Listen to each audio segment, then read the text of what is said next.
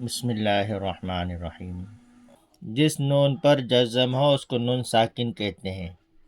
تنوین اور نون ساکن کی آواز یکساں یعنی برابر ہوتی ہے، جیسے با دو زبر بن، با نون زبر بن۔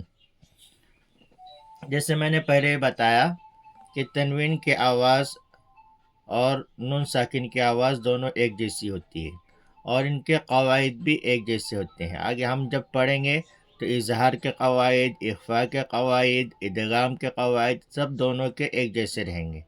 اس لیے اس بات کو ذہن میں رکھنا ہے کہ یہ تا دو زبر تن اور تا نون زبر تن دونوں ایک جیسے ہی ہیں۔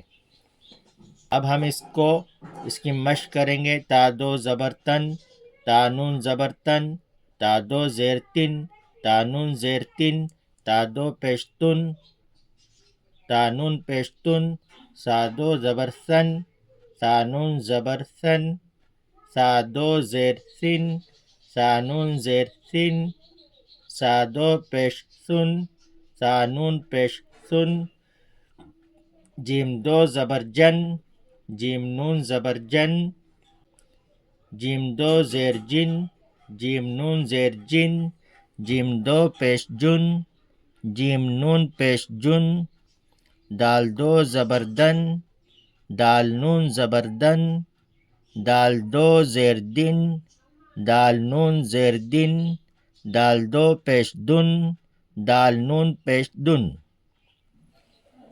اب ہم اس کی مشق کریں گے۔ عین الف زبر آ، دال دو زبر دن، عادن، سین واو زبر سو، حمزہ دو زیر ان، سو ان، قاف زبر قو، را یا زیر ری، قری، با دو پیش بن، قریب، فا زبر ف، میم نون زبر من، فمن، عین زبر ع، ضا یا زیر ضی، عضی، میم دو پیش من، عظیم،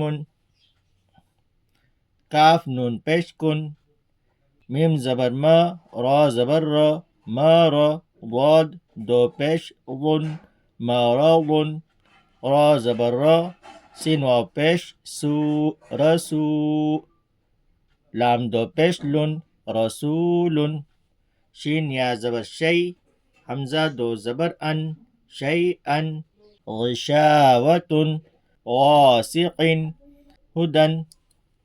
یہ ہو گئے تنوین اور نون ساکن کی مشق۔